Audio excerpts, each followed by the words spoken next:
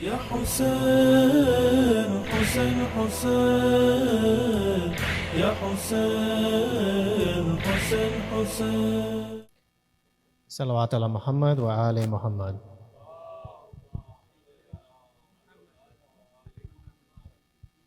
Assalamu alaikum, dear brothers and sisters. Thank you so much for joining us this evening as we continue our lecture series with Maulana Syed Aqeel Shah. Now, before I invite Maulana, I would like to invite one of our Sunday school students, Dua Zara, and she'll be reading a short speech titled The Majlis of Sham. So let's please invite Sister Dua Zara with a loud salawat. Salawat al Muhammad wa ali Muhammad. Surah Fatiha.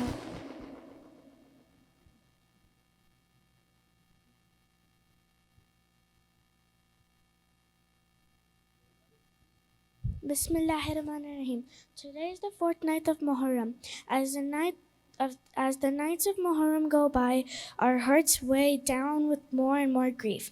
During the majalises, each night we continue to hear more about the tragedy of Karbala. But what was the first majlis of Imam Hussein? Who started the remembrance of the tragedy?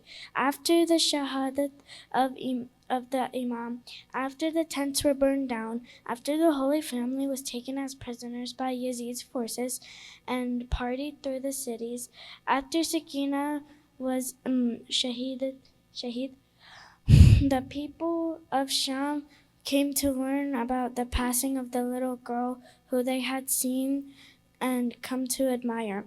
Now they begin to talk openly about Yazid's cruelty. When Yazid feared that the people might rise against him, he became anxious to get rid of the prisoners. He called Imam Zainul Abidin to tell him that he was prepared to free them and compensate them for killing the Shahid. He also asked the fourth Imam whether they wanted to remain in Sham or return to Medina. Imam Zainul Abidin replied that he would speak with his aunt Zainab. When Imam spoke to Lady Zainab, she said, "Tell Yazid to talk of compensation with the Holy Prophet. We would certainly return to Medina, but first Yazid should provide a house so that we may hold mourning ceremonies for the Shahadat of in Sham. We shall then go to Karbala to visit the graves of the Shahidat before we return home to Medina." Imam Zainul Abidin told the message to Yazid, who after some hesitation agreed. When the house was made available, the ladies held their first majlis of Imam Hussein for 7 days in the very city that was the capital of Yazid, who had murdered Imam Hussein. As the women of Sham poured in to offer their borsa, Lady Zainab and the other ladies would tell them how the Shahid had been killed, how they had been denied water, how young children had been crying alatash, how Imam had taken Ali Asghar and pleased for a few drops of water, how the baby had been murdered. These tales so moved on to the ladies of Sham that they would break into sobs and begin crying and beating their chests. So in the very city of Bayrant, Lady Zainab laid a foundation of majlises of Imam Hussein. These majalis have continued to this day through the efforts of Lady Zainab and the Imams, through the sacrifice of the Shahidat, through the Shahadat of Sakina. Sakina or Ruqayya was the youngest daughter of Imam Hussein. She was a bright child, full of love, happiness. Everybody loved Sakina. She was also a very religious girl. She enjoyed reading the Holy Quran and never missed her prayers. Even from the age of 2, she took great care to make sure that her head and face were properly covered when in public. Sakina was very generous and always shared whatever she had with others. There was a special bond between Hazrat Abbas and Sakina. If Sakina requested anything, Hazrat Abbas would not rest until he sacrificed her request. And there was nothing Hazrat Abbas would not do to make Bibi Sakina happy. During the journey to Medina to Makkah and then Makkah to Karbala, Hazrat Abbas would often seen riding up to the place where Bibi Sakina sat to make sure she had everything she wanted, like any other 4-year-old. When Sakina went to bed, she wanted to spend time with her father. Imam Hussein would tell her stories about the prophets, of battles fought by her grandfather Ali, how she would and while she rested her head on her father's chest, and Hussein would not move from her until she fell asleep. When from the second of Muharram, the armies of Yazid began to gather at Karbala. Imam Hussein said to his sister Zainab, "It's time. The time has come for you to get Bibi Sakina used to going to sleep without me." Still, Sakina would follow her father at night, and Imam Hussein would gently take her to Lady Zainab or her mother. On the 7th Muharram, when water stopped, Sakina shared whatever little water she had with other children. When soon there was no water at all, the thirsty children would look at her hopefully, and because she could not help them, her eyes would be wet with tears. But Sakina's lips were so dry from thirst. On Ashur day, she gave her musk to Hazrat Abbas. He went to get water for her. The children gathered around Sakina with their little cups, knowing as soon as Hazrat Abbas brought any water, Sakina would first make sure that they had some before taking any herself. But when she saw Imam Hussein bringing blood-soaked alam, she knew her uncle Hazrat Abbas had been killed. From that day on, Sakina never complained of thirst. Then came the time when the earth shook and Sakina became an orphan. From the time Imam Hussein fell in battle, Sakina forgot how to smile. Sometimes she would sit up at night. When asked if she wanted anything, she would say, "I just heard a baby cry. Is that Azghar? Maybe he might be calling out for me." In the prison in Sham, she would stare at the flock of birds flying to their nest at sunset and innocently asking her Aunt Zainab, "When will we go home like those birds flying to their homes?" But she never did get to go home. Before Yazid let the Ahl al-Bayt go home, before the first majlises of Imam Hussein was held, a small funeral was held at the small grave in the prison of Sham. Inna lillahi wa inna ilayhi raji'un. Salawat.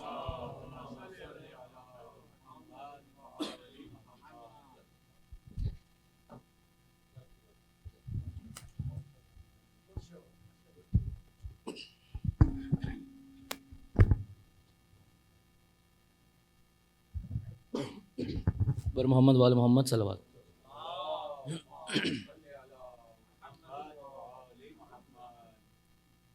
कैसी ये शाम आई औलाद सैयदा पर,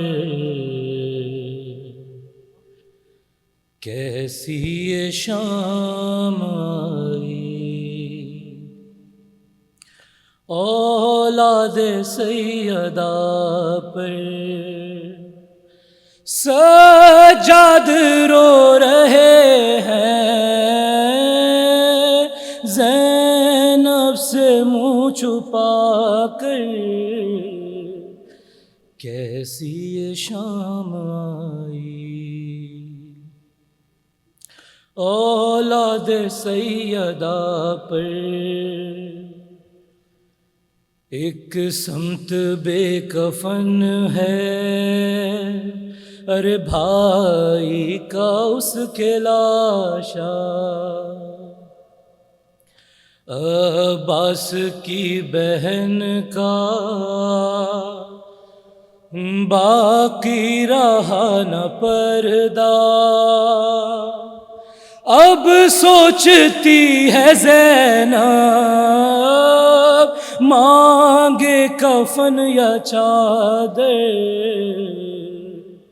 کیسی یہ شام آئی اولاد سیدہ پر، بازو کہیں پڑے ہیں لاشا کہیں پڑا ہے، ارے زینب کی بے بسی پر غازی تڑپ رہا ہے، روتی ہے بے کسی بھی فرش عذاب بچھا کر، کیسی یہ شام آئی اولاد سیدہ پر، سجاد سے لپٹ کر کہتی رہی سکینہ، احساس ہو رہا ہے میں ہو گئی یتیمہ، ظالم ڈرا رہا ہے نیزہ دکھا دکھا کر، کیسی یہ شام آئی لاشوں کے درمیان وہ ارے بابا کو ڈھونڈتی ہے، منہ اپنا پیٹ کر یہ فریاد کر رہی ہے، قدموں میں ہی سلا لو بابا مجھے بلا کر، کیسی یہ شام آئی اولاد سیدہ پر، جو گھر میں دو قدم بھی پیدل نہیں چلی ہے، ایک دن میں وہی زینب عباس بن گئی ہے، پہرے پہ آ گئی ہے تنہا علم اٹھا کر، کیسی یہ شام آئی اولاد سیدہ پر، جب آ گئے نجف سے ارے بیٹی کو ملنے بابا،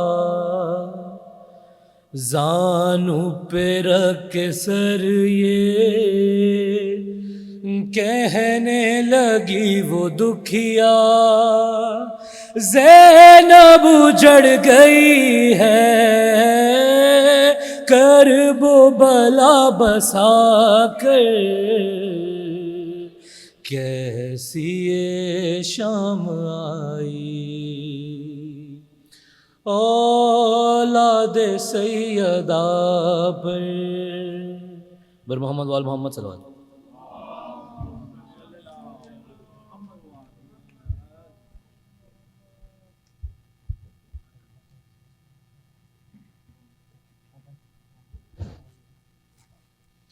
بار دیگر نعرہ صلوات،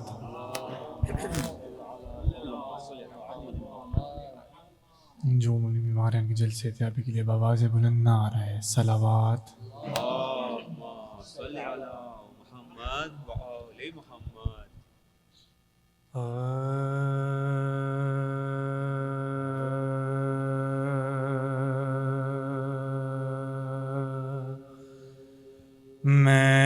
میدان میں جب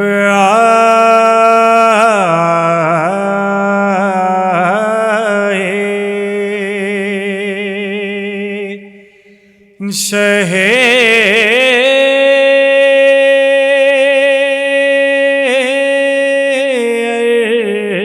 عرش پناہ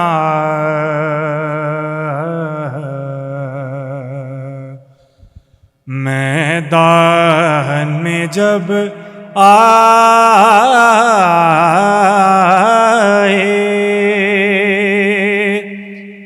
شہ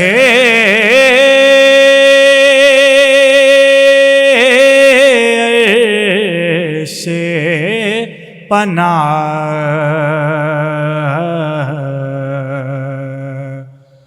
بولا بن سعد کیجئے بیعت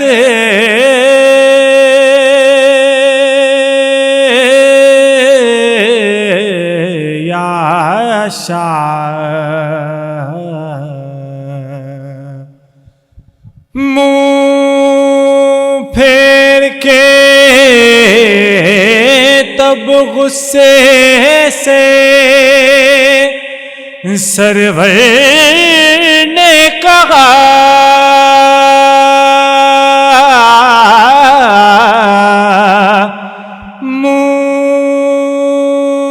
منہ پھیر کے تب غصے سے سرور نے کہا لا حول ولا قوت الا باللہ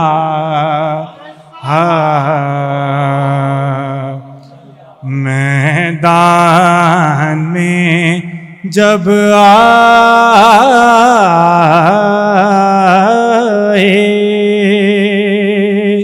بار دیگر نعرہ صلوات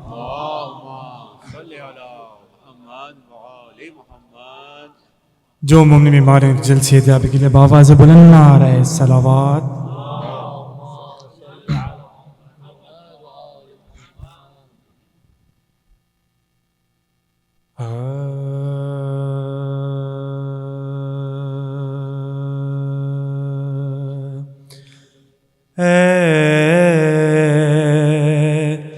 اہل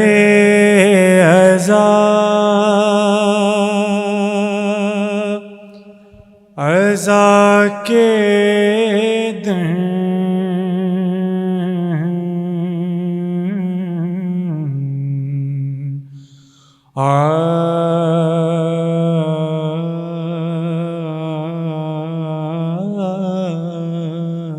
پہنچے غم کی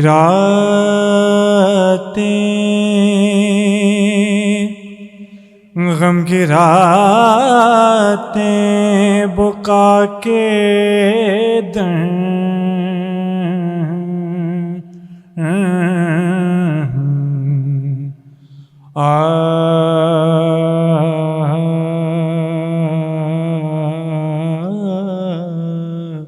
پہنچے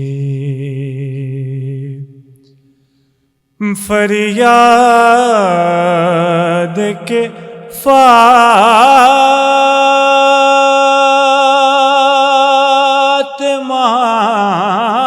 کی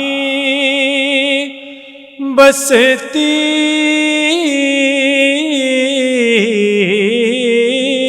اجڑی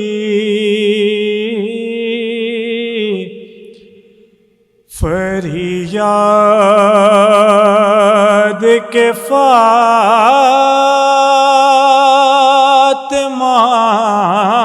کی بستی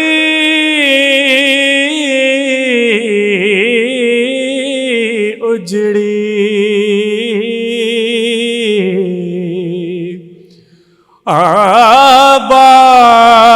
آبادی کربلا کے دن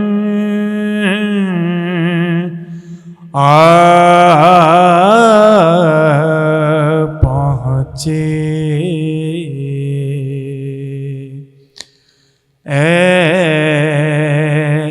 اہل عزا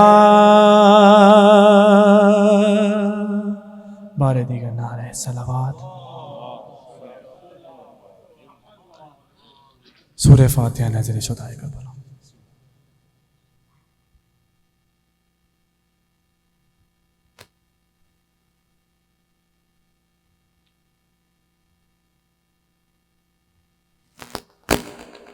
پاردی کے نعرے صلوات.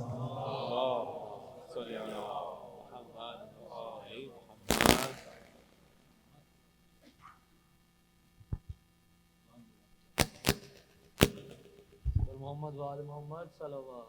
اللهم صل على محمد وآل محمد.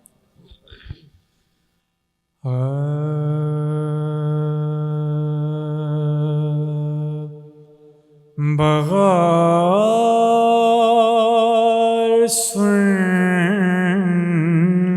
لے زمانہ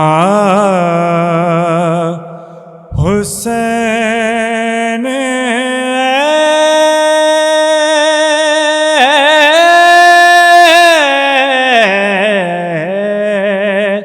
سے تھے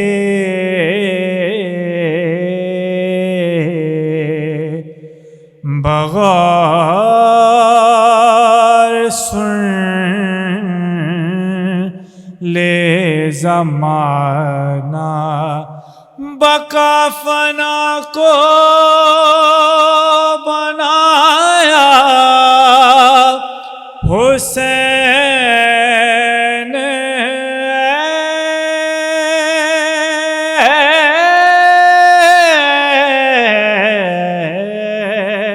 سے تھے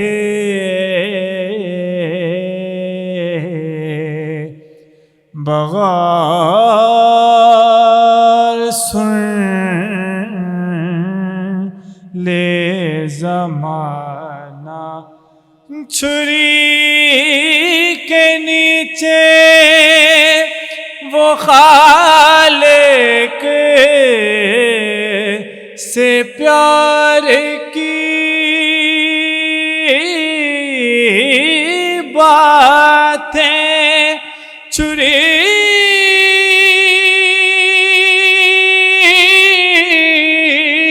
کے نیچے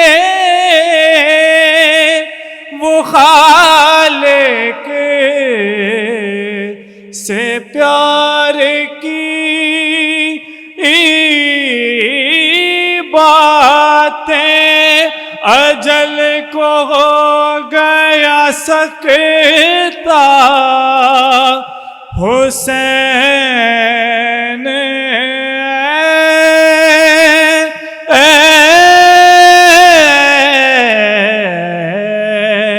سے تھے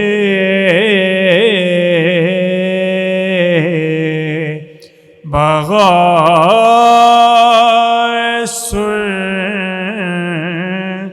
لے مخالفت پا زمانہ تھا اس طرف لیکن وہی کیا جو کہا تھا حسین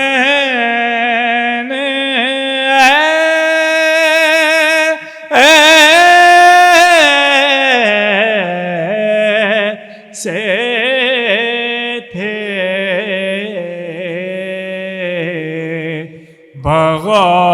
بغار سن لے زمانہ سپاہ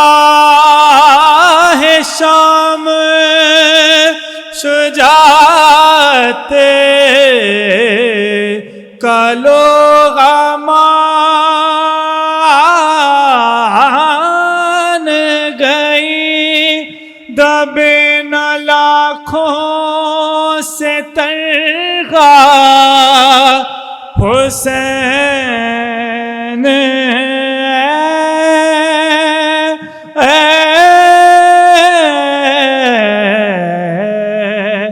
سے تھے بغار سن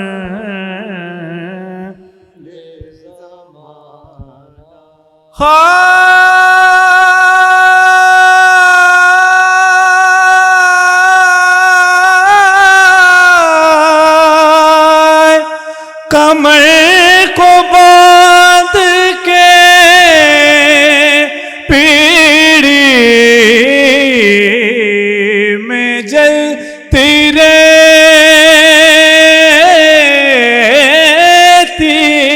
سے کمر کو باندھ کے پیڑی میں جلتی رہتی سے اٹھایا بیٹے کا لاشا حسین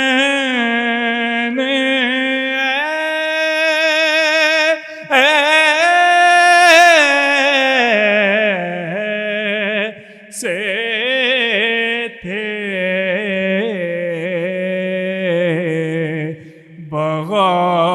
بغار سن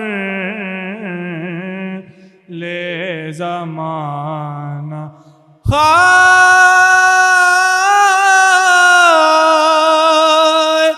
جوان کی لاش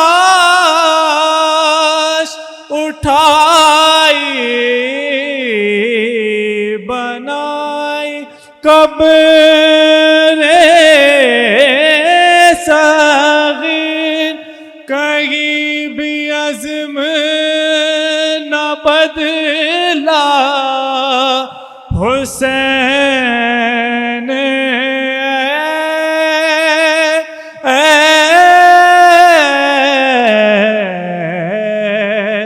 سے تھے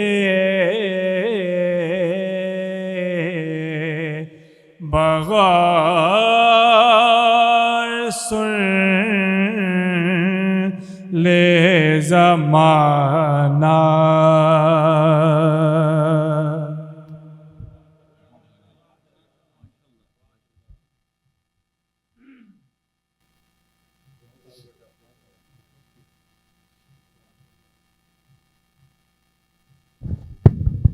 Salawat ala Muhammad wa ali Muhammad.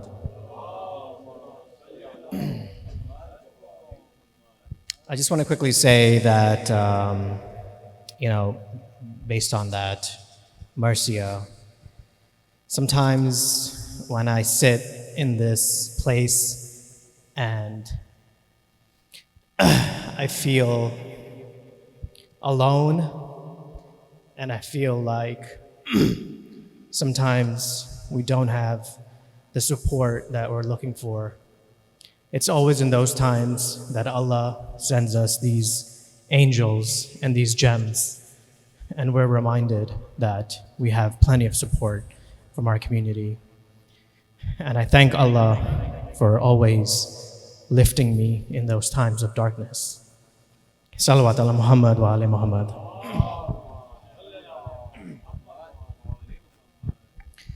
Now, before I invite Maulana to the member, we have a special presentation by Brother Raza. He is the community manager for the Al-Ain Foundation, which is a foundation that is supported by Ayatollah Sistani. And so Brother Raza will be doing a short presentation on their achievements thus far. And let's recite a loud salawat and welcome Brother Raza. Salawat.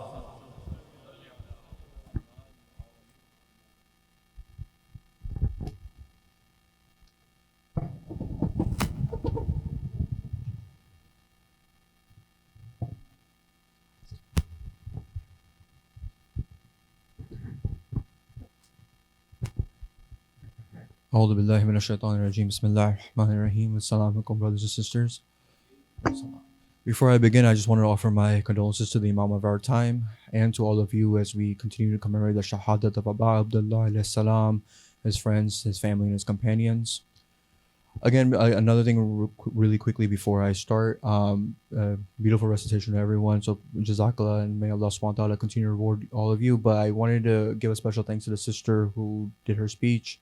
Very well written, and especially the focus on Bibi Sakina and her becoming an orphan after the tragedy of Karbala is actually going to help me segue into my topic. So inshallah, for her and her parents, please recite aloud salawat for her.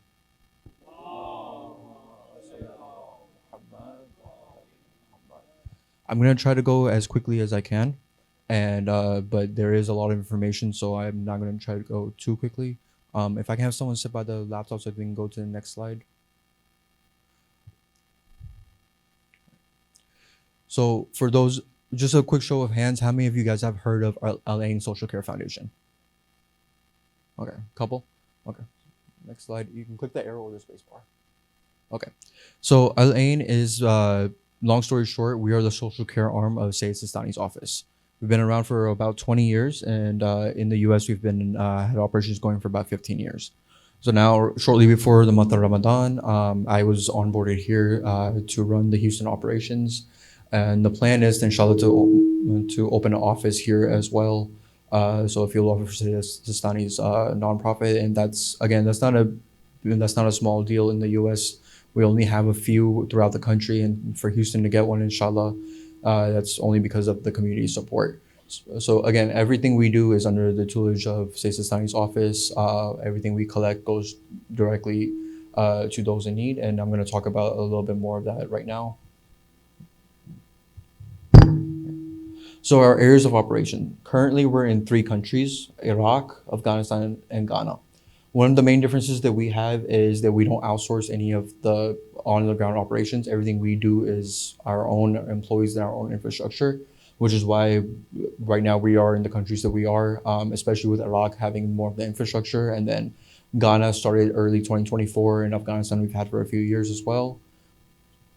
So the need on the ground, as you can see, some words are kind of small, so I'll go through it very quickly. In Iraq, the people are still suffering from the war, as you can imagine, over 1 million children.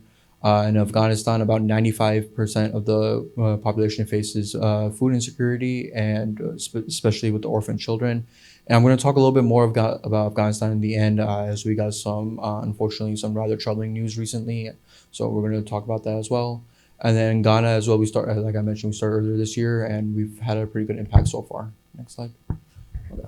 So your impact since last year. Since last year in 2024, we've just in Ghana, it was over 170 orphans that were sponsored, and in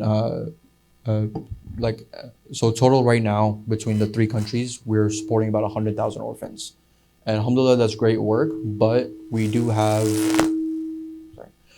about 10,000 orphans still on the waiting list. So inshallah, with you guys' continued support, we'll be able to get closer to that number.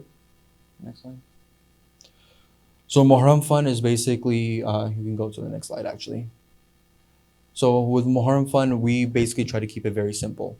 There's 2 ways to kind of go about things. One is a general fund where we isolate those funds to go towards those in need and certain projects. You can see $40 can help towards a child's urgent needs. 72 would help a widowed mother, and then there's healthcare and other things as well. But if we go to the next slide, we can kind of go of like what the crux of ours is. So our basic thing that we try to push the most is our sponsorship program. Now, what that does is, again, it's in all 3 countries: Iraq, Afghanistan, and Ghana. And you can see the price handles kind of range, with Iraq being $75, Afghanistan being $70, and Ghana being $65 a month. Now, in those, what happens with that is not only are you feeding the child, but our goal is uplifting and maintaining and empowering. What that basically means is it's not like they just get the money, we leave them alone, and next month they get the check. We work with the children and their families on what's the next step, how do you get past this, and then not only that, as the children get older, a lot of nonprofits tend to kind of forget about the children as they get older and they get past the age of school. With us, what we've developed is, like, as the kids get older, if they want to get into university, we kind of help them out with that. If they're not able to or they don't want to, we have vocational training classes that we teach on the ground. Now, that is like HVAC, AC, barber, beauty school, all those type of things we teach on the ground to these kids. as they get older, and so that way they can make a living. Now we help them get jobs in that field. If they want to start their own business, we even provide microfinancing to those children to kind of help them, and that all is inclusive with the monthly sponsorship. Uh, People are free to donate, here and there, and to the general fund. But I highly recommend the sponsorship thing, because what that also does is it also creates a connection between you and the child if you want it. You get the information every 3 or 4 months. You get a report on how the family is doing. If you, especially in Iraq, since we have the more infrastructure, you get to, if you're ever there during off season, you get to visit the family if you want to. And so it's a full inclusive process. What your donation is doing and how it's helping the children and the widow mothers as well. Next slide. Kind of already talked about all that, so we can go on to the next slide. So again, what does sponsorship children have access to? What we do, again, it's not a handout per se. Every child and family that is given the money, we check in with a social worker every couple of months. And those social workers are actually employed by us. So there's nothing that can go up and down. Everything is above board. And then we have these centers that are built out where the families can come, collect a check. They can even do some shopping. We have clothes at a discount for them. So instead of us giving them donated clothes, they have some semblance of a life. There's a food pantry there. There's medical clinics there. So we are not a physical orphanage. That's something that I kind of want to clarify. Our goal is to help sustain and maintain their lifestyle in what they're already living. Now, if people do need housing, we have programs that kind of help with that, but that's not the goal, but we do help with that as well. Next slide. These are just some pictures from, so this first one right here and the ones on the bottom, this is our Luminous Star Centers. What that is basically it's like a community center where it has the financial aid office, it has the clinics, and then it has, the shopping malls and all that kind of stuff as well. So very quickly, just kind of want to go over this quote from Imam Hussein. Know that people needing things from you is one of God's blessings for you. So do not grow weary of these blessings. For if you do, they may be granted to somebody else. I think especially as, the sister talked about Bibi Sakina becoming an orphan, she did have, her family and stuff around. Fortunately, a lot of these children don't. If you can go on to the next slide as well, please. So again, our process is very simple. Again, the easiest way that I would say is to sponsor a child. But again, if you don't want to make that monthly commitment, there is also, you can one-off donate. And also the very easy thing that I recommend to a lot of people is to download our app. You can scan on there, and just anytime you want to give sadaqah or anything, it's just, you can even just Apple Pay it for those of you who have iPhones. It's very easy. You don't have to plug in your credit card every time.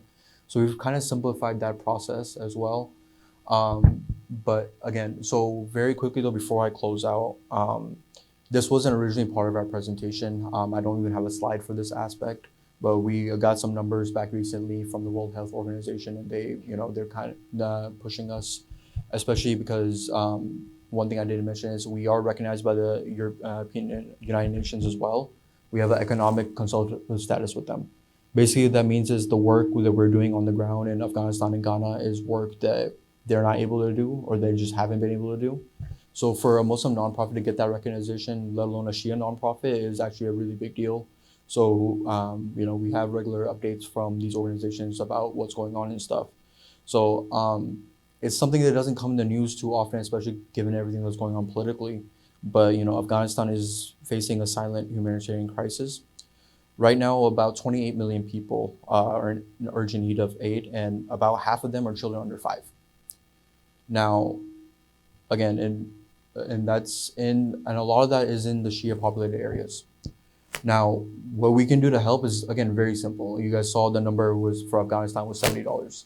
That $70, even one time, can save a life for that month. And not only save the life, but kind of help get it on the right track. If it's not 70, then, $30 or $40 towards that specific goal. Again, whatever we can do. For me, the way I look at it is $70, $75, whatever it is, it's a phone bill. I'm adding a line to my plan.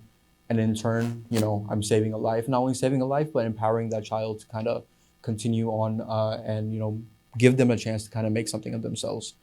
Again, it's something that's very, it sounds like, $70 sometimes sounds like a lot. But again, for you break it down by week, you break it down by day. It's it can go either way. I One thing I just ask for everyone is if you can just download the app, whether you give later, or whether you don't give at all. Also, there is a table set up that I have flyers specifically about the Afghanistan program and the sponsorship program as well. And there's some pens and stuff like that. Everyone's free to take them. My cards are on there as well. So if anybody has any questions, there are a lot of programs that we're doing that are long-term Sadaqah Jariyah projects as well that I didn't want to go over today, especially with the crisis in Afghanistan. So if you guys have any questions, I'm here until the end. So after the program, if anybody wants to talk and have some more specific questions, feel free to reach out to me. Again, my information is on the table as well. And if that's not there, somebody can reach out to Murtaza as well, and they can connect us, inshallah. Again, I'm sorry for taking so much time, but inshallah, if anybody has any questions, please recite aloud salawat. Allahumma salli ala Muhammad wa ali Muhammad. Can you turn the lights? Salawat ala Muhammad wa ali Muhammad. Jazakallah, Brother Reza, for that wonderful presentation. And, at MIC, we love to support these kind of initiatives because at the end of the day, this is what Islam is all about, right? It's good for us to come and sit in these majlises and learn and better ourselves. But then how are we giving back and how are we helping other Muslims around the world? And these organizations are the way that we can give back and help others. So again, Jazakallah, Brother Reza, for this wonderful presentation. Now, without further ado, I would like to invite Maulana Syed Aqeel Shah to the member and continue his lecture series. Salawat ala Muhammad wa ali Muhammad.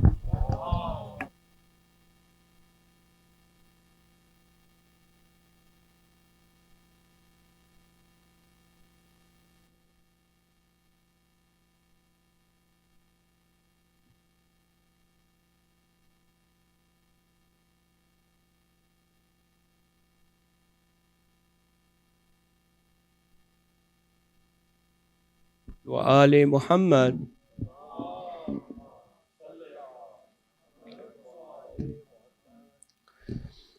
أعوذ بالله السميع العليم من الشيطان اللعين الرجيم. بسم الله الرحمن الرحيم. الحمد لله الذي هدانا لهذا وما كنا لنهتدي لولا أن هدانا الله.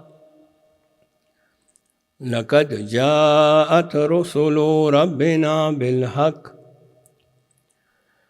الصلاة والسلام والتحية والإكرام على أشرف الأنبياء والمرسلين حبيب إله العالمين سيدنا ونبينا وحبيب قلوبنا وطبيب نفوسنا وشفيع ذنوبنا ومولانا مولى ثقلين جد الحسن والحسين الذي سمي في السماء بأحمد وفي الأرضين بأبي القاسم محمد.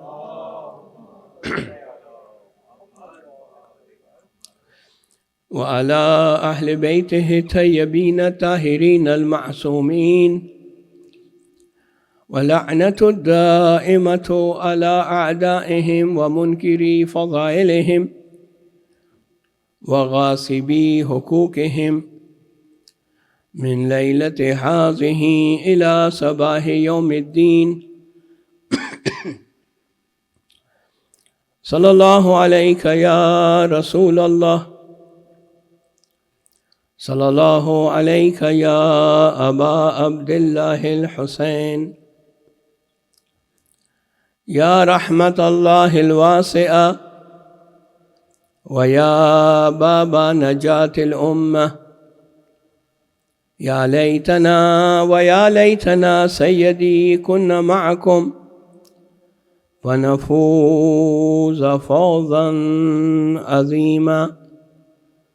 أما بعد، قال الله الحكيم في محكم كتابه: بسم الله الرحمن الرحيم قل هذه سبيلي أدعو إلى الله على البصيرة صدق الله العلي العظيم صلوات اللهم صل على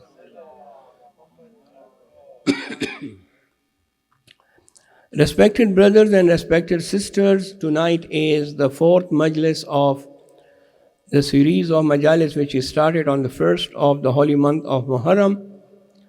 The topic which we are discussing is Islamic lifestyle, Islami tarz-e-zindagi. What are the characteristics of having a Islamic life, the life of a believer, the life of a mu'min and mu'mina? We said that there are certain characteristics of having a good Islamic life. Like in our lives there should be ikhlas. Ikhlas means sincerity. All our deeds should be for qurbatan ilallahi ta'ala, seeking nearness to Allah subhanahu wa ta'ala. Tonight we want to discuss another aspect of Islamic lifestyle, and that is the characteristic of insight. The Arabic word for insight is basirat. Basirat means deep understanding, to know something in depth. This is called basirat. There is another word which is similar to it, but that is different from basirat. That word is called basarat. Basarat means eyesight. When a person can look, we say that he has basarat. He can see the things, he is not blind. Opposite of basarat is blindness. But basirat is different. A person might have basirat without basarat. Like if a person cannot see, he is blind, but still he has basirat, insight. So one of the companions of our sixth Imam, a very famous personality called Abu Basir. Now Abu Basir was blind, but he had basarat and insight. They say once he went for Hajj with Imam alayhi salam, because he couldn't see, so he asked Imam, Yabna Rasulillah, I can see a lot of people this year. There are so many people, I can hear them doing tawaf and sa'i. Imam alayhi salam says, Abu Basir, do you want to see how many human beings are here? He said, Yamna Rasulullah, how can I see? I can't see with my eyes. He said, don't worry, I have this power. Now this is called wilayat-e-takwiniya. I can discuss this later on in one of my majalises. Wilayat-e-takwiniya. We have the power over the universe, and if we want, we can make you see. You say, oh son of the Holy Prophet, yes, it will be great if I can see. So Imam alayhi salam with mu'jaza showed him the people doing tawaf around the Holy Kaaba. When Abu Basir saw that, he said, oh son of the Holy Prophet, I can't see Hujjaj, I can't see Hajis. So what do you see? I see different kind of creatures. There are only few human beings, only few. And I can see that those who are human beings, those who are insan, their faces are bright. Others are creatures but not human beings. So basirat is not necessary that for basirat you must have eyesight. For basarat you should have eyesight. This is one of the qualities which all of us should have. What does it mean? Basirat means awareness. Basirat means agahi, bidari. Basirat means to differentiate between haqq and batil. Now the fight between truth and false is always there, started from the children of Adam alayhi salam until today. We have seen this fight between Haqq and Batil from the time of Adam alayhi salam up till today, and it will continue. So this fight is there, but if a person can differentiate between which side is Haqq and which side is Batil, we say that this person has basirat. This person has insight. Our supreme leader, in his speeches, if you hear his speeches, I try to hear all his speeches. And I try not to miss any of his speech. In his speeches, if you hear his speeches, you will find out that he lays emphasis on basirat. He says, "Oh people, have basirat. Oh people, have insight. Oh people, have the power and courage to know which camp is the truth, which camp has truth, and which camp is false. Stand in the camp, go to the camp which is the camp of Haqq and right." Now this is the advice of our leaders, our Maraje, our Mujtahideen, the Islamic jurists, saying that one should know which side is Haqq and which side is Batil. This is the meaning of Basirat. I as a youth, I as a Shia, I as a follower of Ahlul Bayt, I must know which side is Haqq and which side is Batil. If I don't know, then I am not the real follower of the Ahlul Bayt alayhimus salam. I'm not the real follower of A'imma Athar alayhimus salam, who were the people, the knowledgeable people. They want from us that we should follow them. The Holy Quran has beautiful words in this connection.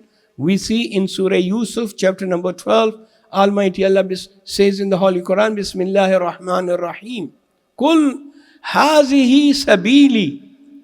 O Prophet, tell them that this is my path. This is my path. Ad'u ilallah. I invite people towards this path. Alal basira, with insight, with basirat. I invite people with basirat. Come to the path of Allah with insight, with basirat. In another place in the Holy Quran, Allah subhanahu wa ta'ala says, Wazkur ibadana Ibrahima wa Ishaqa wa Yaquba ulil aidi wal absar. Remember in the Holy Quran, our servants Ibrahim, our servant Ishaq, our servant Yaqub. These were the people of power because they were prophets. The people listened to them. Wal absar, and they were the people of basirat. They had deep understanding. They know about Haqq and Batil. These are the prophets of Allah who we gave basirat. So basirat is very important for a mu'min, for the follower of Ahlul Bayt alayhimus salam, for the Shia of Amirul Mu'mineen alayhi salam. It is important that he must have basirat. Sallu ala Muhammad wa ali Muhammad.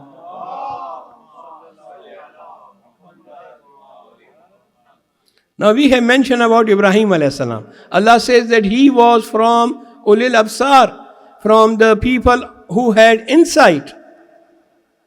Now when Ibrahim alayhi salam was brought near Namrud, the tyrant king, who said that I am the creator, I am God, Nauzubillah wa ma'azallah. When Ibrahim alayhi salam saw Namrud, he immediately rejected him. He says, well, Namrud, you can't be a God. You can't be a creator. So how come? Why? He says, because I see that you are very ugly. Now it says in the history that Namrud was very ugly. He says, you can't be a creator. Why? Because you are ugly and the servants which are serving you are beautiful than you. So how is it possible that the creator can create himself ugly and create his creation and servants beautiful than himself? So this shows that you are not a God. God should be pretty. God should be handsome. God should be beautiful, because we believe that God is the creator. Now this is basirat, this is insight. So the champion of monotheism, Muwahhid, called the people and started discussing with them about oneness of Allah, Tawheed, the foundation of everything. Foundation of Islam is Tawheed, oneness of Allah. You say, well, look, oh, those people who have no faith in Allah, then who created these stars? Who is the creator of the stars? You say, okay, forget about stars. Who has created the moon? Illuminous moon, the bright moon. Okay, forget about the moon. They are small. Let's go to the sun, which is big, large, huge. Who has created sun? And then when the night comes, the sun vanished. Everywhere it was dark. Oh, something which can go away, something which can vanish, cannot be a creator, cannot be a God. So sun cannot be a God. Although sun is huge, still it cannot be a God.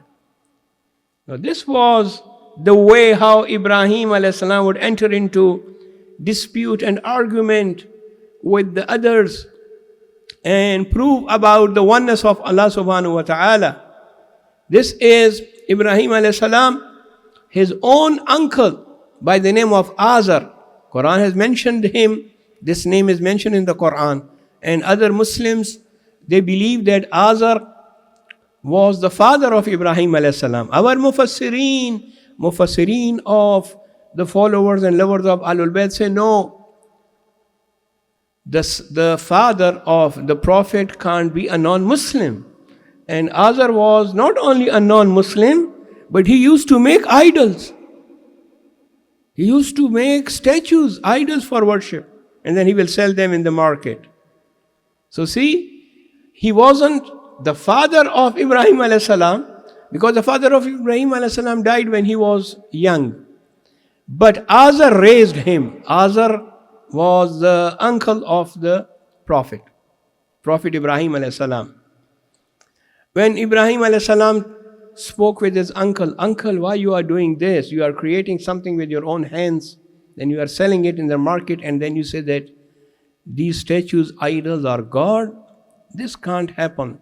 This is not true. This is not correct. But he insisted, no, I am correct. And he was not listening to his nephew Ibrahim a.s. Then Ibrahim a.s. say, okay, if this is the case, ana bariyun minkum, izhar bara'at. Bara'at means to dissociate oneself from something. You say, I have no connection with you, although you are my uncle, but if you are the enemy of Allah, then I can't live with you.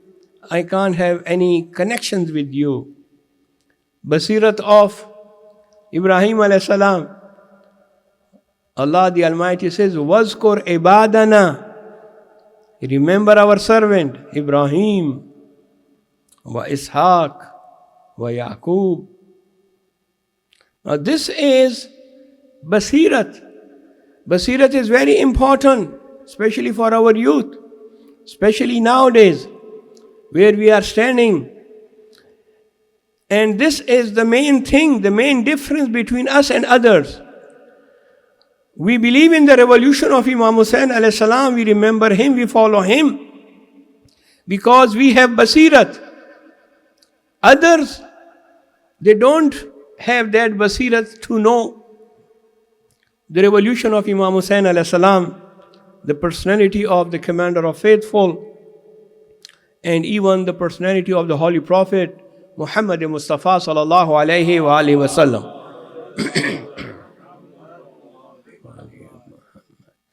Respected brothers and sisters, if I make the topic a little bit simpler for you, make it simple, I will say that there are three types of Basirat.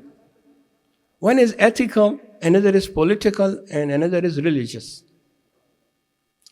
Now when we say ethical, that is akhlaqi Basirat.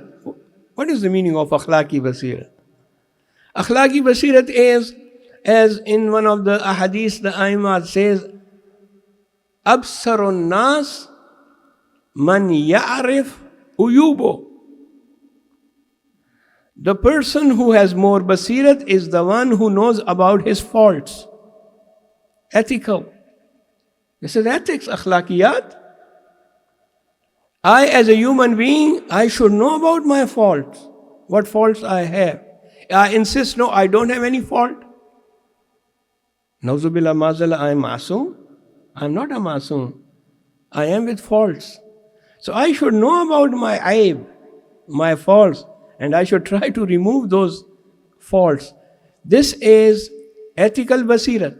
But if I say, no, I have no fault, I am correct, I don't make mistake, it means that I don't have any ethical insight within me. Similarly, when we say political insight means the leaders which you give vote and you appoint them, you send them to the assemblies. At least those people should be good people. They should represent you.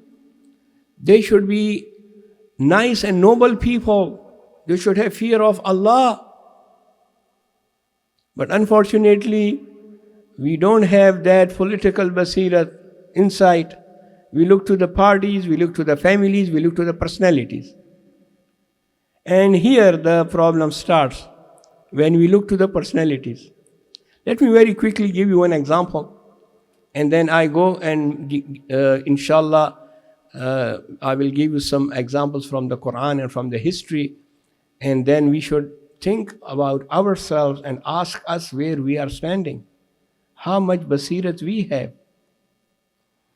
At the time of Jamal, the battle of Camel, both the army are standing in front of each other, and the fight is going to start.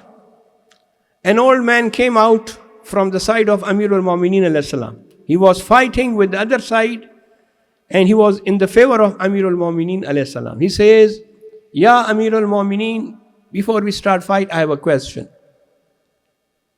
Imam said, yes, what is your question? He says, I have a doubt. What is your doubt? My doubt is, one side is you, the commander of faithful. Another side is the wife of the Holy Prophet, al-Mu'mineen. With her is Talha, a famous companion, and Zubair, the relative of the Holy Prophet, the relative of Amirul Mu'mineen, Zubair ibn al-Awwam. I don't know which side is haq. I don't know what I'm going to do is correct or not. I have doubt.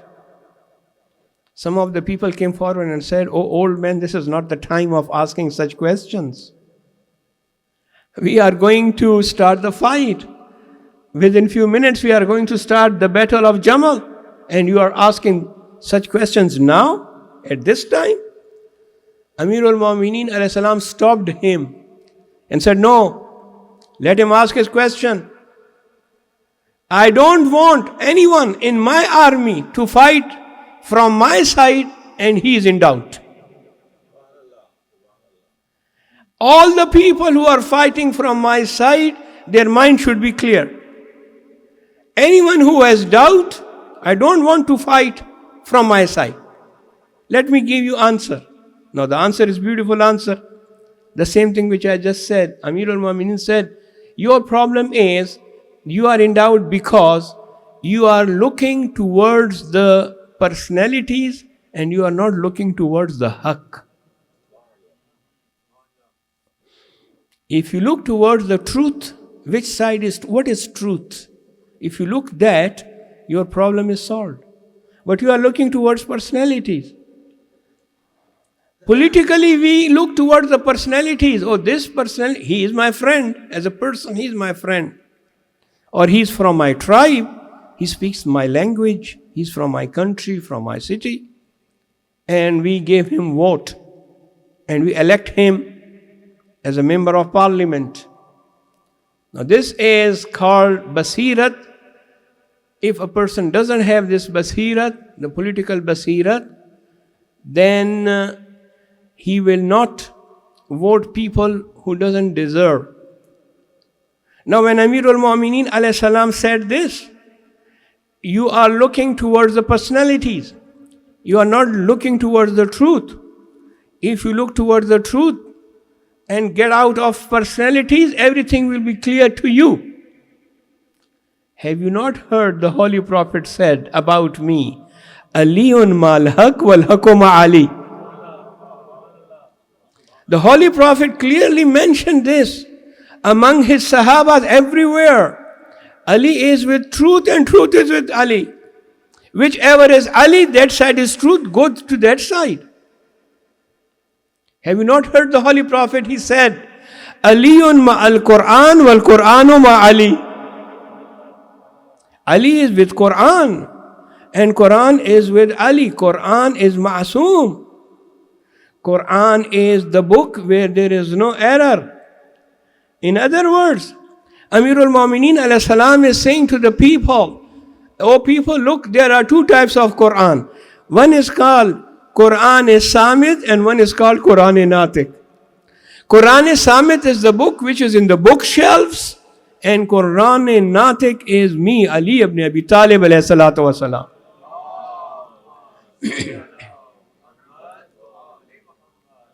Well, our Aimma alayhi salam are the talking Quran. They are Quran and Natik.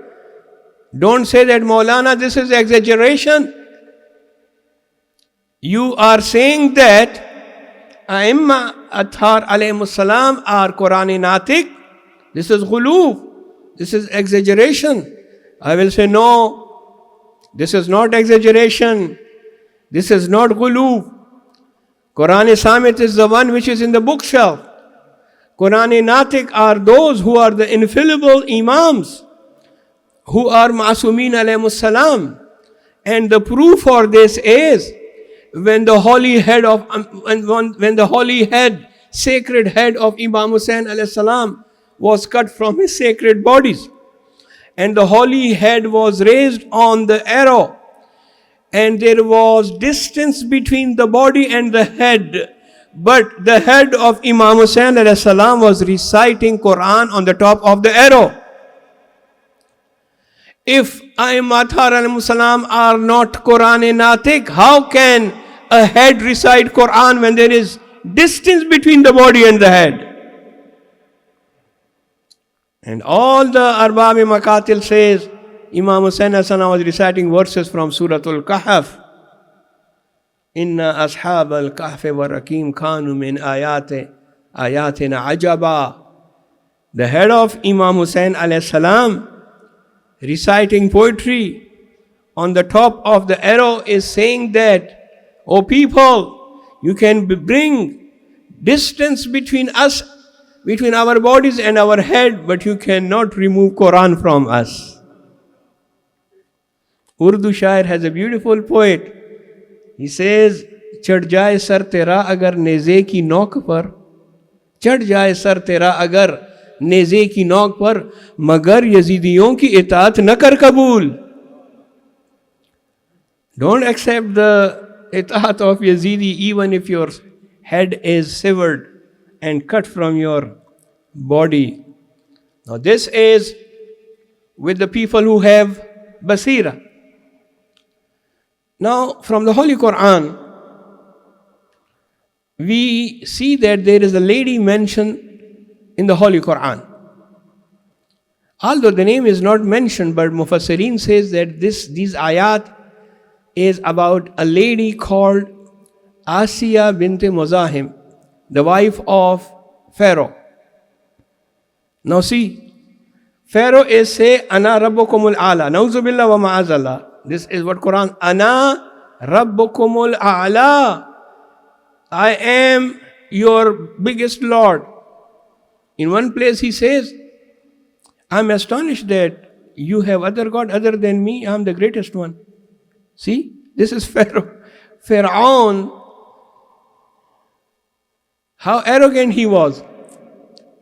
But in the house of Fir'aun, the wife of Fir'aun, Asiya, was mu'mina. Allahu Akbar. This is so strange. One house, husband and wife. But husband is kafir. Not only kafir, he claims he is God. While the wife is mu'mina, believer. And not only believer, she is the one who raised Musa alayhi salam.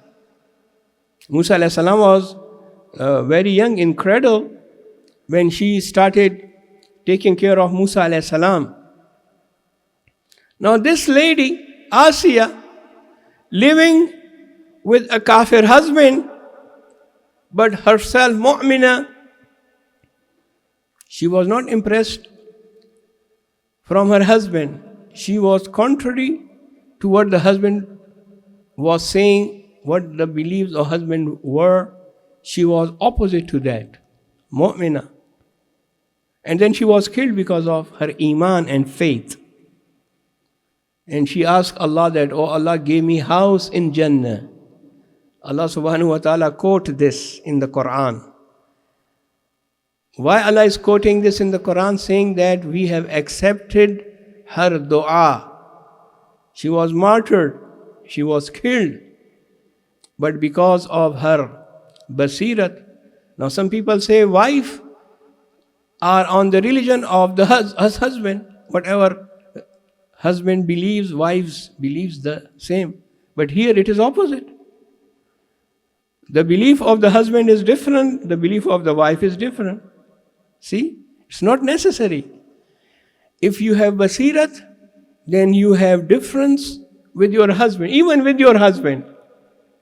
Here, she was totally different from her husband because she had that basirat. Now coming to the third type of basirat, which is the religious basirat. Now when it comes to religion, we should be very clear about the religion. What religion wants from us, how we should practice. Unfortunately, I have seen people giving fatwas and saying something from their own knowledge, from their own mind, when religion is not that simple. When you even, if you see other things like the medical profession or engineering profession, to us it looks simple. But those who are in these professions, they know that there are many things in this profession which we don't know. If we know that if I have a headache and I have to go and take that pill and it will remove my headache, this doesn't mean that I know medical science. Medical science has many things. Similarly, if you know a few things about religion, it doesn't mean that you are a scholar, you are a mujtahid, you are a ayatollah, and you are a great authority and jurist. Well, I wish that you should have this ability. Why not? This is good. We encourage that. I encourage myself, I encourage everyone to learn about the religion. But religion is not that simple as we think. That's why in one of the beautiful ahadith from our sixth Imam, Imam Jafar as-Sadiq alayhi salatu wassalam, he says, he advised one of his companion by the name of Unwan Basri. Unwan Basri was from Basra, a very old man. He came to Imam alayhi salam and said, Yamna Rasulullah, I want to learn from you your knowledge. So Imam alayhi salam advised him. It's a very lengthy hadith. Unwan was 96 years old when he came to Imam alayhi salam for learning in Medina. Well, the hadith is very lengthy. One part of the hadith is, Imam alayhi salam told him, Unwan, don't give fatwa without knowledge.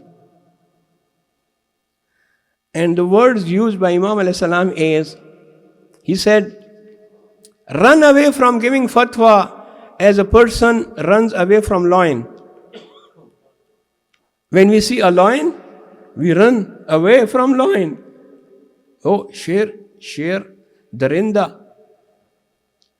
So similarly, when you see a lion, you run away. Similarly, run away from giving fatwa.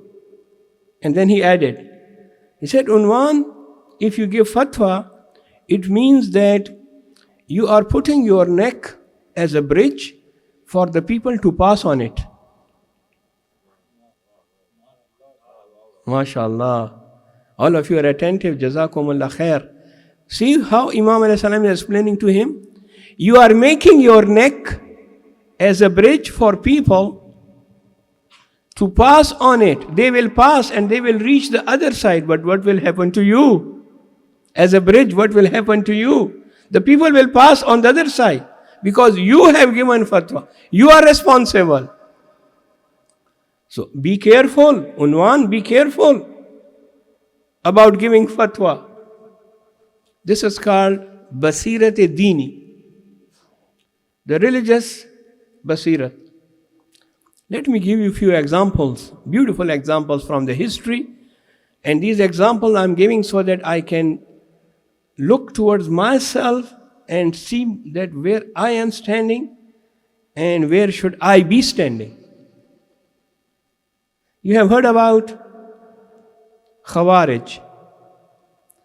Khawarij was a group of people at the time of the Commander of Faithful. Now be attentive to this beautiful example. Example of what is Basirat. And why the Supreme Leader always says that have Basirat. To us, to the youth, to all the Shia community. Khawarij were the friends of Amirul Mu'mineen alayhi salam. About Khawarij, it is written in history that they never missed their salah. Even they were particular about their salatul layl. So that there were marks on the forehead and marks on their knees because of the sajda and because of the ruku and sujood. Khawarij would recite Quran and they were hufaz. They have memorized Quran. Especially they were so much particular about halal and haram. You will not imagine how they were careful about halal and haram. They say that one of them asked a question from a great alim of that time and said that, oh, a mosquito came and sat on my hand and I killed that mosquito. But I'm not sure whether, and then I saw some blood on my hand. I'm not sure that this blood was my blood which was sucked by mosquito, or no, it was mosquito's own blood. Is it najas or not? So look at the question. This is the questions of these people asking such questions. Why? Because they were religious people. But when it came to the battle of Nahrawan, they stood against the commander of faithful. They fought with Amirul Mu'mineen alayhi salam. And Nauzubillah wa ma'azallah, they said that Amirul Mu'mineen alayhi salam is not a Muslim. Khak bardahanam, I cannot use those words which they were using about Amirul Mu'mineen alayhi salam. Why? Namaz-e-Shab was there. Salatul Jama'at was there. Awal-e Waqt. Recitation of Quran was there. Zakat and Khums were there. Halal and Haram were there. Then why they became enemy of Amirul Mu'mineen alayhi salam? Just for one reason. And that reason was they didn't have basirat and insight. If they had basirat, they would know that what is the station and position of the commander of faithful. They should know who is Imam. What is the definition of Imam? What are the qualities of Imam? How Imams to obey his order is obligatory on me. They don't had the basirat, and that made them go into Jahannam. And today we send la'an and curse on them. So this shows that how important is basirat.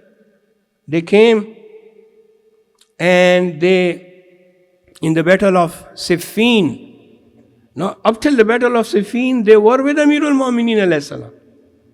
In the middle of the battle, they broke their allegiance and went outside from the bay'at and allegiance of the commander of faithful by the slogan La hukma illa lillah. Now this is verse of the Quran. They wrote this in their banners, in the flags. They raised the flag, La hukma illa lillah.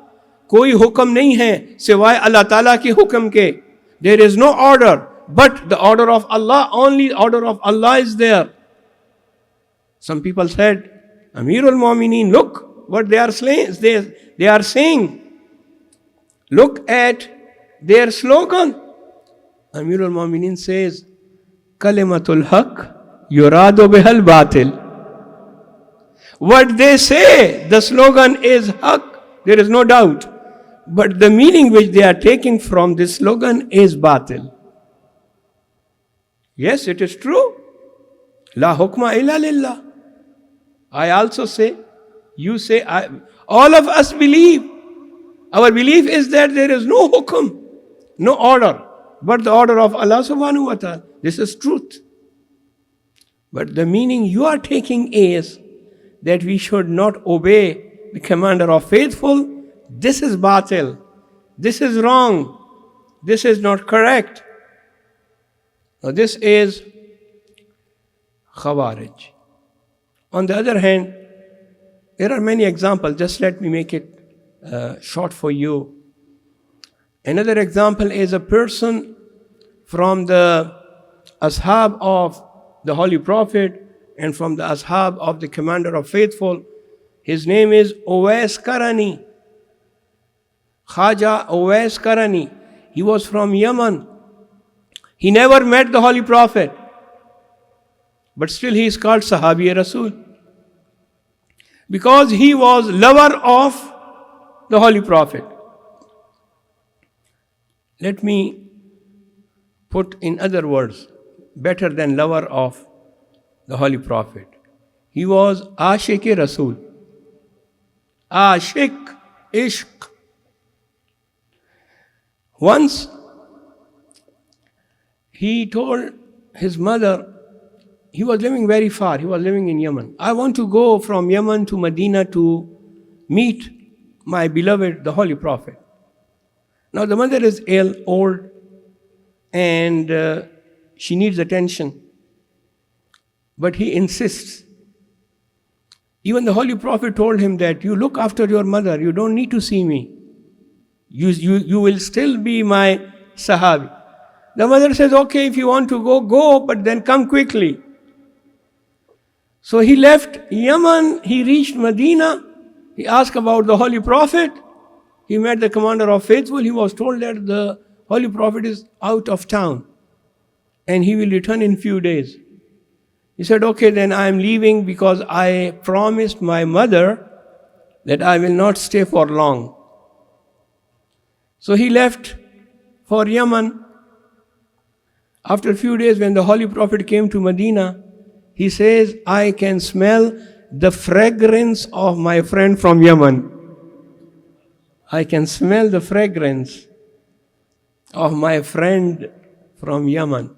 Yes, Ya Rasulullah, Uwais was here.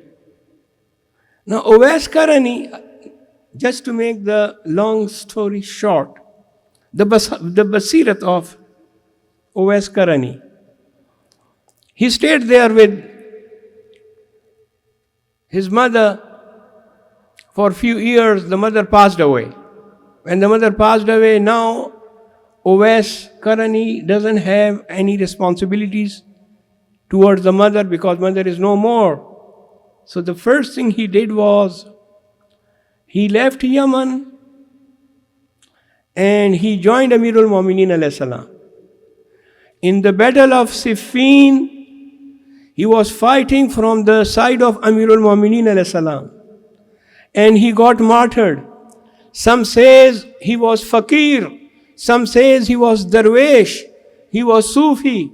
Now look at this Sufi or darwish and fakir who know about the position of Amirul Mu'mineen alayhi salam.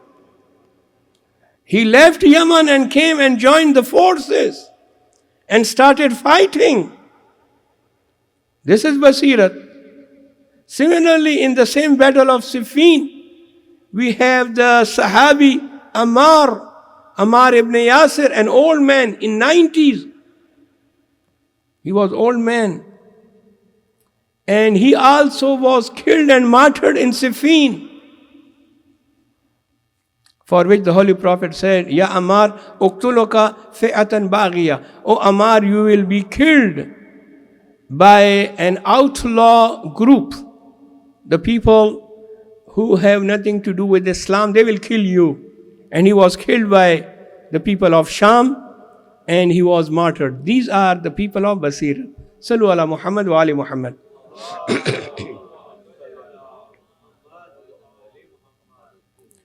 Now coming to the Ashab of Imam Hussain alayhi salam. As I mentioned last night, we must remember the Ashab and we talk more about them. All these Ashab of Imam Hussain alayhi salam had Basirat. Now if it was the night of Shahadat of Hazrat Abbas alayhi salam, I would have given tafasil and details. But the Basirat of Abbas alayhi salam is so high that in Ziyarah, the Imam Masoom alayhi salam prays about his Basira. Nafizul Basira. My uncle Abbas was Nafizul Basira.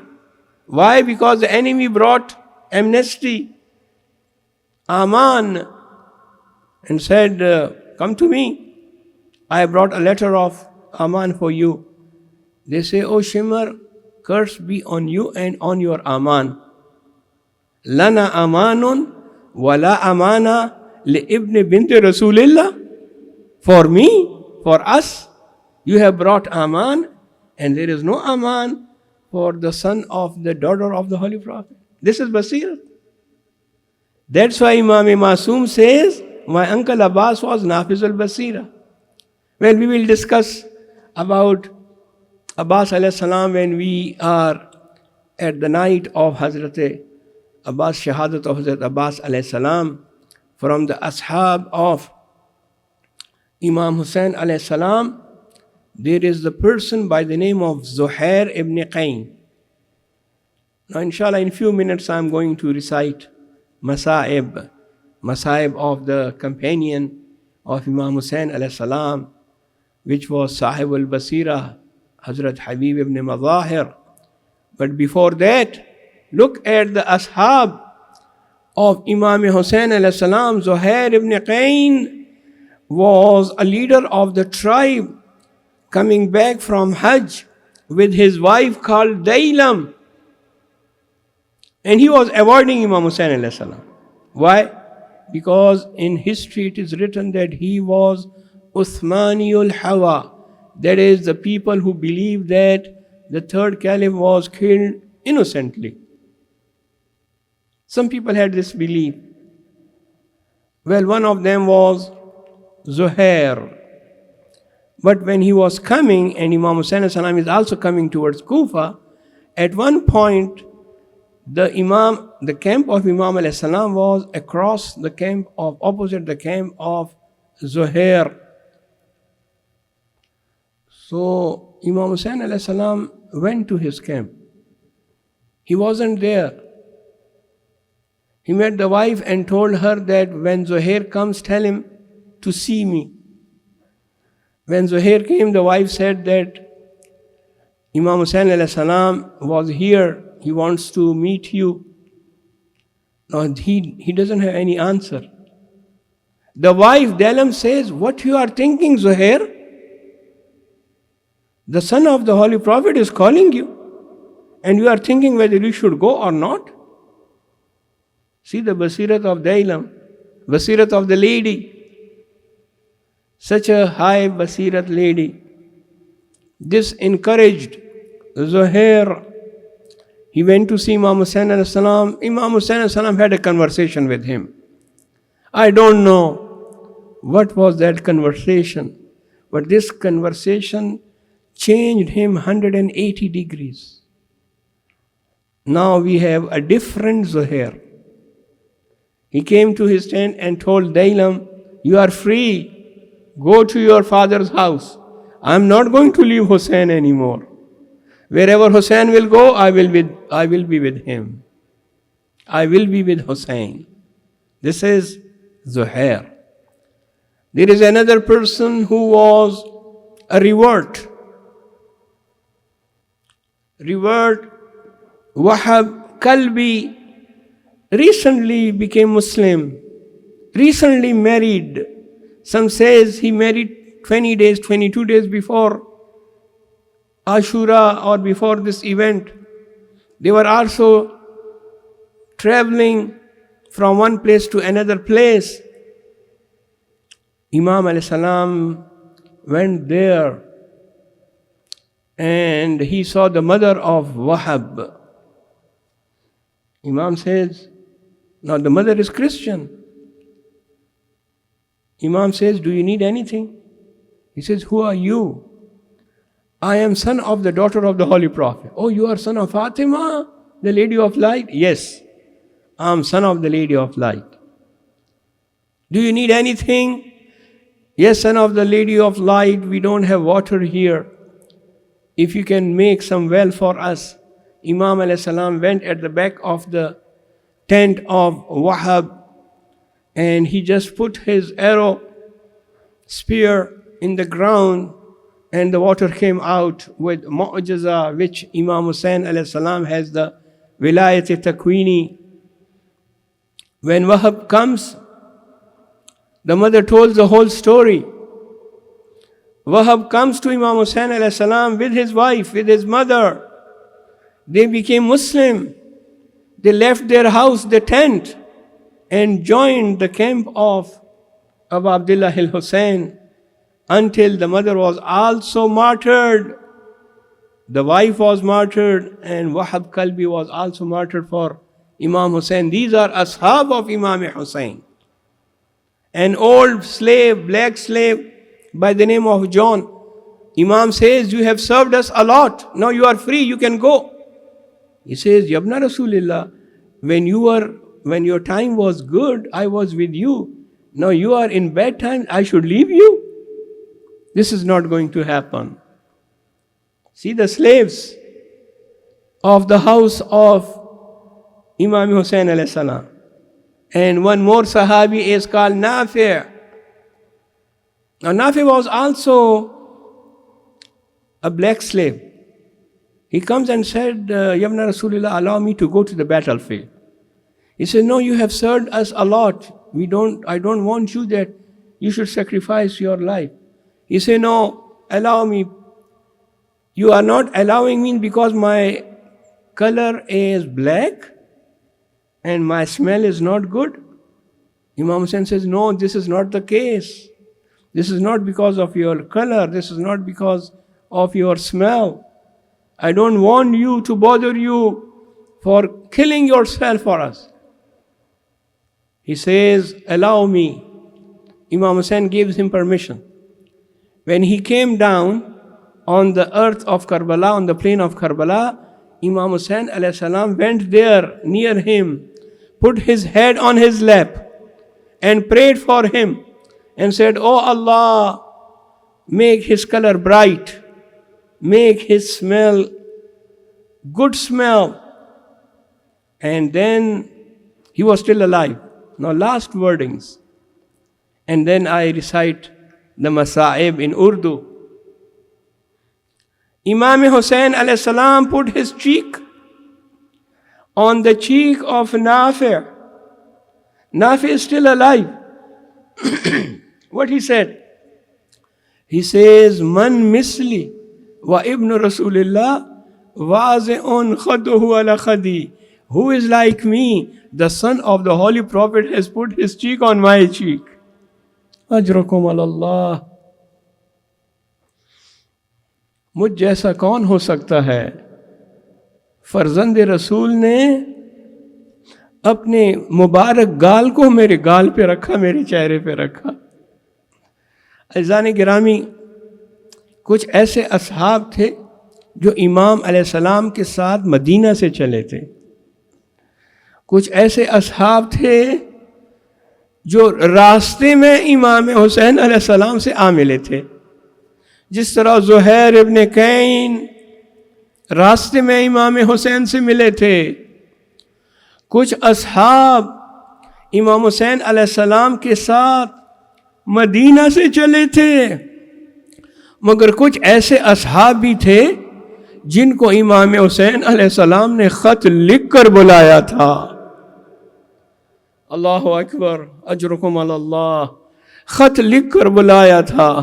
ان اصحاب میں سے حبیب ابن مظاہر الاسدی، کوفہ کے رہنے والے، بزرگ شخصیت، داڑھی سفید ہو چکی تھی، امام حسین علیہ السلام نے خط لکھا۔ اور کیا لکھتے ہیں خط میں؟ فرماتے ہیں یہ خط ہے حبیب ابن مظاہر کے نام، جو فقیہ ہے، جو عالم ہے، جو میرا دوست ہے، جو صحابی رسول کا بیٹا ہے۔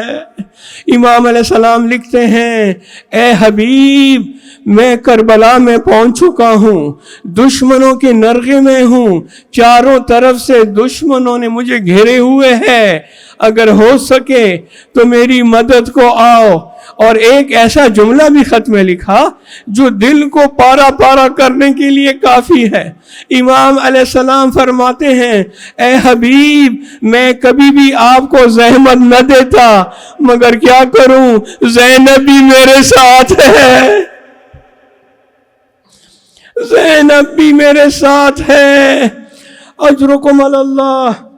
یہ خط حبیب کو اس وقت موصول ہوا جب حبیب اپنے غلام کے ساتھ بازار کوفہ میں خضاب خریدنے جا رہے تھے، خضاب خریدنے والے تھے، خضاب، تاکہ اپنے محاسن کو، اپنی داڑھی کو خضاب لگا سکیں۔ اب جب یہ خط پہنچا، حبیب نے خط پڑھا تو فرماتے ہیں، اب میں خضاب نہیں خریدوں گا، بلکہ اب میری داڑھی میرے سر کے خون سے حسین کی نصرت میں خضاب ہو جائے گی۔ اجرکم علی اللہ۔ روز عاشورہ مختلف قبیلے آ رہے ہیں، مختلف لوگ عمر ابن سعد کی مدد کے لیے آ رہے ہیں۔ کبھی ایک لشکر آتا ہے تو کبھی دوسرا لشکر آتا ہے۔ بی بی زینب خیمے میں مضطرب ہیں، دیکھ رہی ہیں، کبھی شمر کا لشکر آیا، کبھی خولی کا لشکر آیا، کبھی سنان کا لشکر آیا۔ بی بی فرماتی، اما فضا، کیا میرے حسین کی مدد کو کوئی نہیں آ رہا؟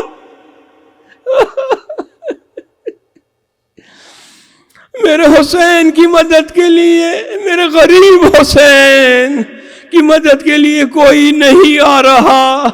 بس بی بی فضا کیا جواب دیں؟ ایسے میں شور اٹھا اور اعلان ہوا کہ حبیب آ رہے ہیں۔ حضرت فضا نے خیمے کے دروازے سے دیکھا، حبیب تشریف لا رہے ہیں۔ دوڑ کر، خوش ہو کر بی بی زینب کے پاس گئی، فرماتی ہیں، آقا زادی، حبیب آئے ہیں ہمارے حسین کی مدد کے لیے، حبیب آ رہے ہیں، بس یہ سننا تھا۔ بی بی فرماتی ہیں، فضا جاؤ ہمارے حبیب کو میرا سلام کہہ دو۔ اجرکم علی اللہ۔ بی بی فضا نے حضرت مظلومہ زینب کا سلام حبیب کو پہنچایا۔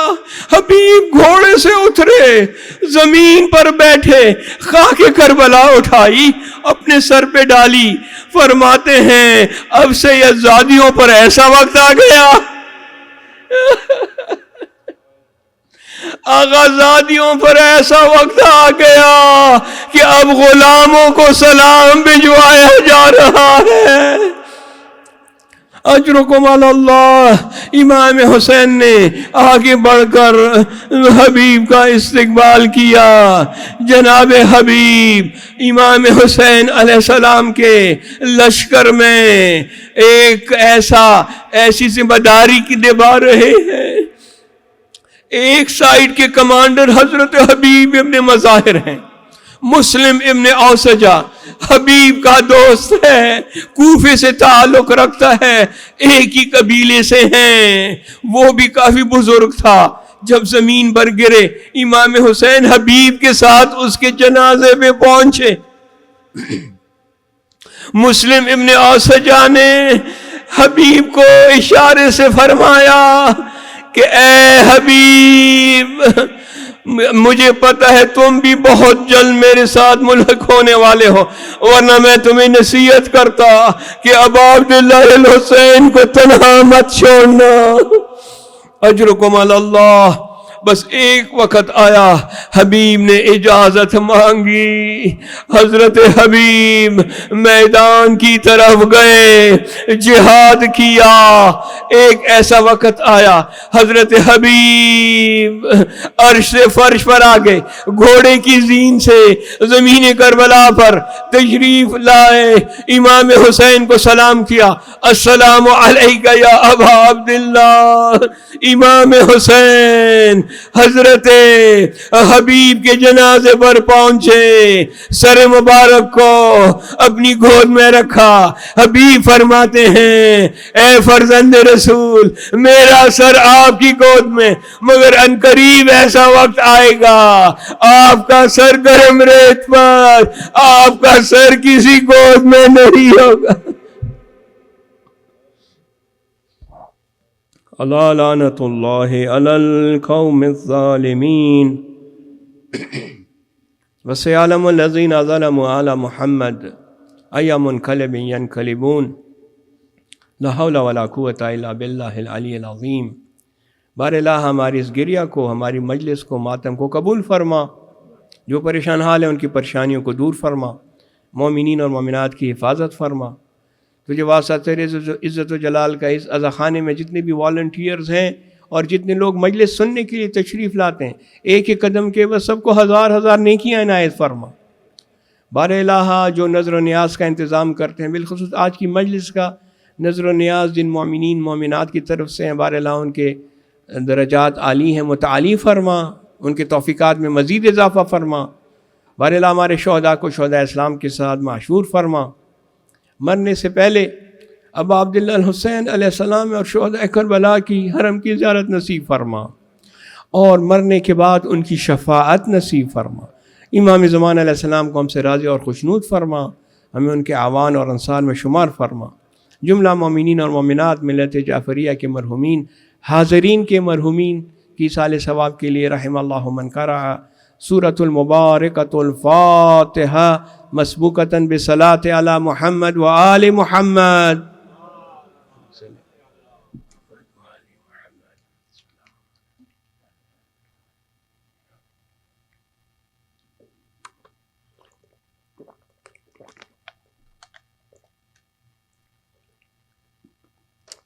मातम हुसैन या हुसैन या हुसैन या हुसैन।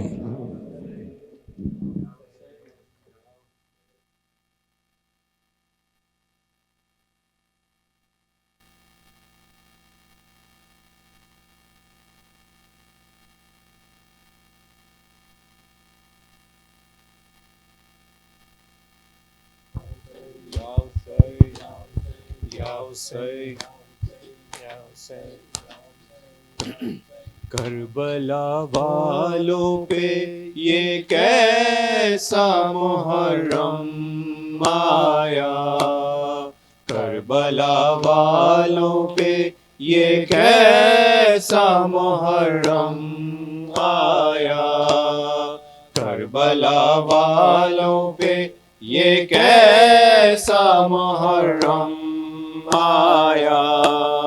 खून टपकता हुआ अब्बास का परचम आया, करबला वालों पे یہ کیسا محرم آیا، کربلا والوں پہ یہ کیسا محرم آیا، جیسے جیسے میرے غازی کا علم جھکتا گیا، جیسے جیسے میرے غازی کا علم جھکتا گیا، پشت میں حضرت شبیر کے بھی غم آیا، خون ٹپکتا ہوا عباس کا پرچم آیا،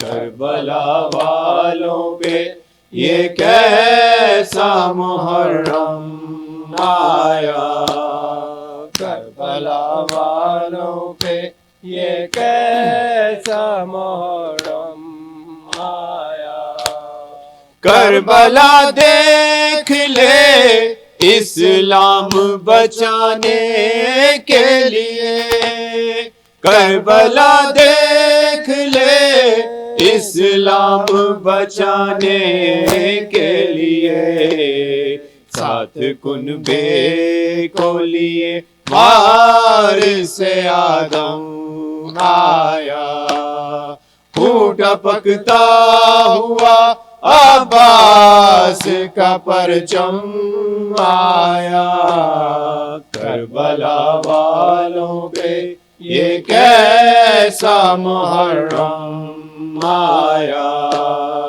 کربلا والوں پہ یہ کیسا محرم آیا، ظالموں اس کو تو دو بوند پلا دو پانی، ظالموں اس کو تو دو بوند پلا دو پانی، اب لبوں پر میرے بے شیر کا ہے دم آیا، خون ٹپکتا ہوا عباس کا پرچم آیا، کربلا والوں پہ یہ کیسا محرم آیا، کربلا والوں پہ یہ کیسا محرم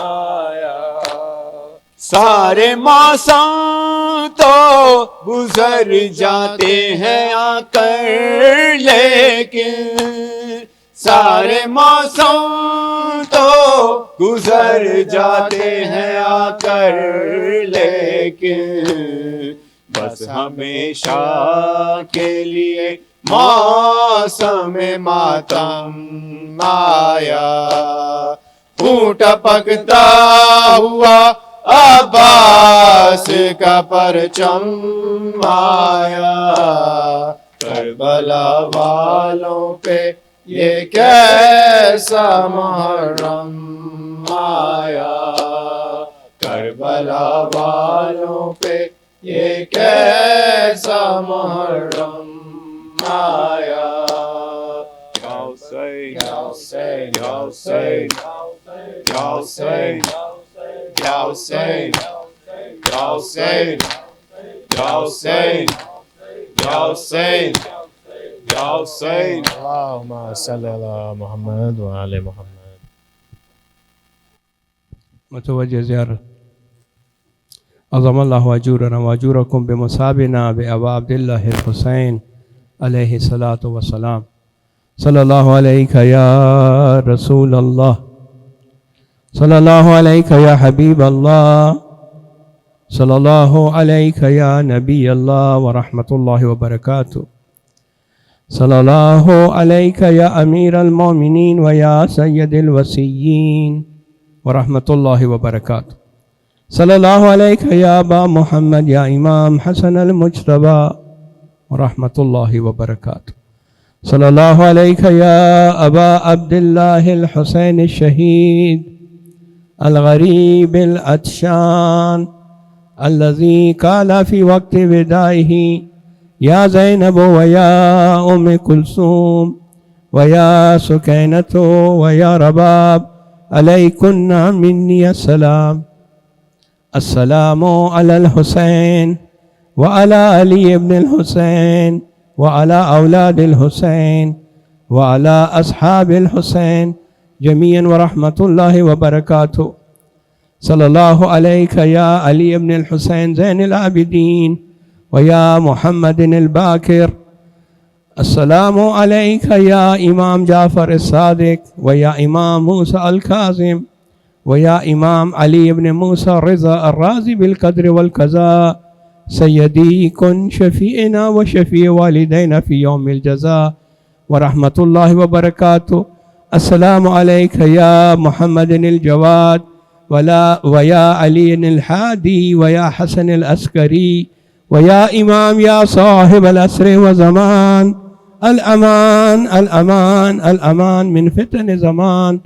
السلام عليك يا شريك القرآن ويا إمام الإنس والجان. عجل الله تعالى فرجك وسهل الله تعالى مخرجك وظهورك وجعلنا من أنصارك وأعوانك وشيتك ومحبيك ورحمة الله وبركاته. دعاء إمام زمانة. بسم الله الرحمن. اللهم كن لوليك صلواتك في هذه وفي كل وليا وحافظا وقائدا ودليلا حتى تسكنه وتمتعه فيها طويلا برحمتك يا أرحم الراحمين. لبيك يا حسين لبيك يا حسين لبيك يا حسين. بر محمد وآل محمد صلوات.